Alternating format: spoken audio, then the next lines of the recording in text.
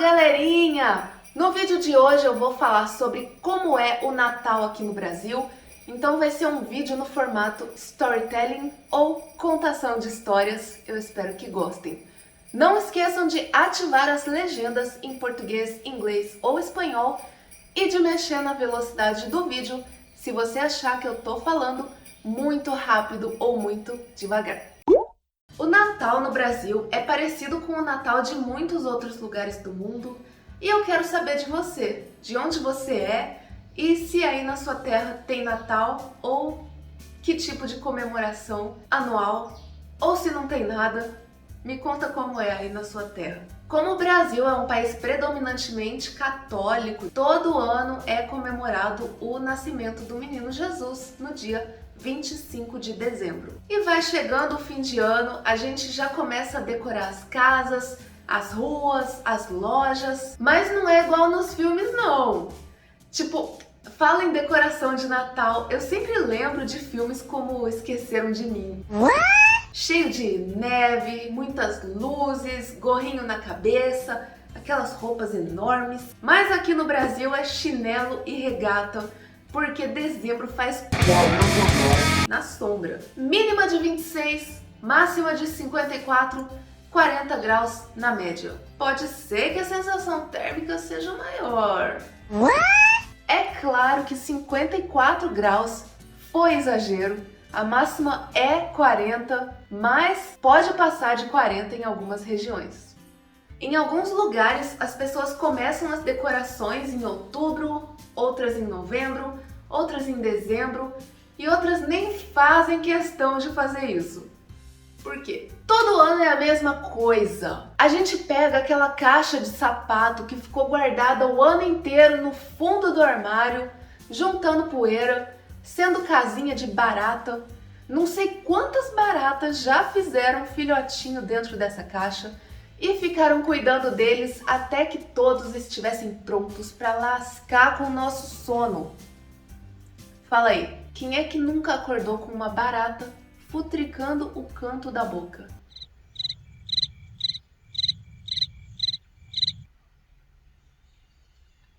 Não foi só comigo.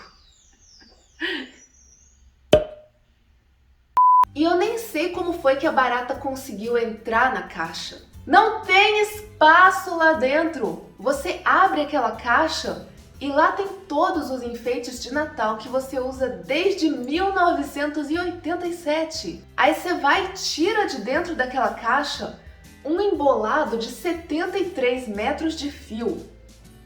Saca pisca-pisca?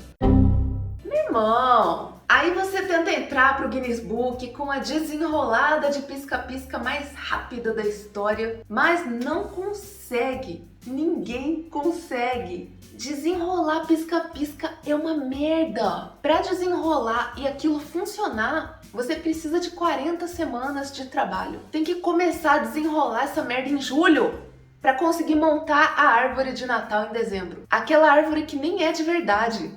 Ela estava dobrada embaixo do pisca-pisca dentro da caixa de sapato. E aí você tira aquela árvore desmontada e monta.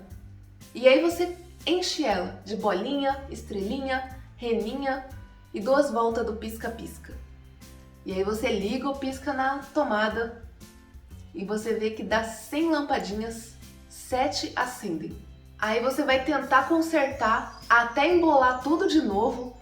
E aí você vai fazer o quê? Jogar o pisca-pisca pela janela e sair para comprar um novo.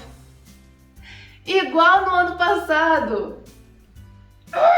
E aí na hora de desmontar a árvore, você vai enrolar aquele pisca-pisca de um jeito que seja mais fácil de desenrolar no ano que vem, para não ter a mesma dor de cabeça. Só que não, vai acontecer tudo de novo. Vai acontecer tudo de novo. Vai acontecer tudo de novo. Mas a esperança é a última que morre. Famoso ditado brasileiro. E aí tá chegando o dia da festa e você tem que comprar presente. Teve o ano inteiro para planejar e organizar os presentes de Natal. Mas é claro que todos vão comprar presente de Natal no dia 23 de dezembro. a cidade inteira fica dividida entre o shopping e a rua de comércio da cidade. E aí sempre tem os carros de som que passam tocando a mesma música de Natal desde 1963. Então é Natal, e o que você fez? Eu fiz o que deu, tá? Eu fiz o que deu. O que tava no meu alcance, tá? E o Papai Noel? Eu quase acreditei em Papai Noel. Foi por um triz que eu não tive a chance de ser uma criança feliz, em paz, que podia só esperar o Papai Noel trazer meu presente, em vez de pedir pra minha mãe o que eu queria. Porque eu sabia que era minha mãe quem comprava todos os presentes. E como foi que eu descobri que Papai Noel não existe? Eu tinha que comprar um presente pra alguém, pro meu amigo secreto. Já vou falar sobre o amigo secreto. E o que aconteceu foi que eu fui ao shopping pra comprar o presente do meu amigo secreto. E mano, no caminho pro shopping e dentro do shopping, assim, não, tem que ser muito trouxa pra continuar acreditando em Papai Noel. Na rua, tinha Papai Noel entregando panfleto do Walmart. Na rua tinha Papai Noel chamando pra lanchar no McDonald's. Dentro do shopping, você olhava para um lado, tinha um Papai Noel dançando. Olhava para o outro, tinha um Papai Noel tirando foto. Olhava mais pra frente, tinha um boneco inflável de Papai Noel chacoalhando os braços. Olhava para baixo, tinha... E aí eu olhei para cada um daqueles Papais Noéis. E aí eu olhei no olho da minha mãe e perguntei: mãe, qual desses Papais Noéis é que vai deixar o meu presente na árvore de Natal lá em casa?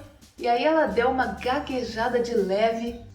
Pronto. E ainda pensei, mano, quem é que acredita em Papai Noel com 8 anos de idade? Só trouxa! Mas o mais engraçado foi quando eu tinha 14 anos. Eu falei para uma criança de 8 anos: Papai Noel não existe. E essa criança de 8 anos me respondeu: personagens de anime também não. Adivinha quem chorou?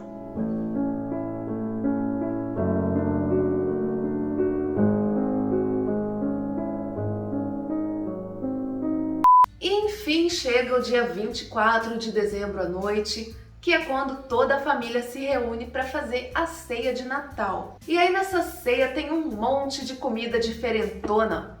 Arroz com uva passa, lentilha com uva passa, salpicão com uva passa dentro do nariz, uma mesa farta, porque cada parente leva pelo menos 2 pratos de comida, um salgado e um doce. Mas só pode comer depois da meia-noite. Antes da meia-noite, a gente tem que ficar umas 4 horas conversando com os parentes e não para de chegar parente, porque na época dos meus avós era muito comum eles terem mais de 10 filhos. Então, era muito tio que tinha ali, porque era minha mãe e os 10 irmãos dela, o meu pai e os 10 irmãos dele. Então tinha mais de 20 tios. Imagina o tanto de primo. E aí eles vão chegando, cheio de graça, numa fila sem fim, mal cumprimentam e já contam uma piada, que é a mesma piada que foi contada no ano passado, a mesma do ano retrasado, a mesma de 1992. E aí tem as crianças que entram procurando os presentes, nem falam oi, um bando de criança mal educada, e ainda sai estragando toda a decoração da casa procurando os benditos presentes. E se não encontra os presentes, elas gritam. E se o pai fala que é para abrir só depois da meia-noite, grita também. E se encontra, abre e vê que o presente é uma camiseta e não um brinquedo, grita também. E eu sempre ficava pensando, por que cada um não passa o Natal na sua própria casa? Mas beleza, no meio dessas horas de conversa e de chegada de parente, quando já tem a maioria dos parentes, ou pelo menos todos que vão participar do amigo secreto, a gente faz o amigo secreto. E aí funciona assim: antes do Natal, uns 15 dias antes, quem quer participar tem que falar: eu quero participar do amigo secreto, E aí tem uma pessoa que fica responsável pelos nomes e pelo sorteio. Essa pessoa vai escrever o nome de todos que querem participar no papel, recorta nome por nome, dobra um por um, e aí a gente tem uma bacia de nomes pra gente sortear e tirar o nosso amigo secreto. E aí você sorteia um papel que é o nome do seu amigo secreto.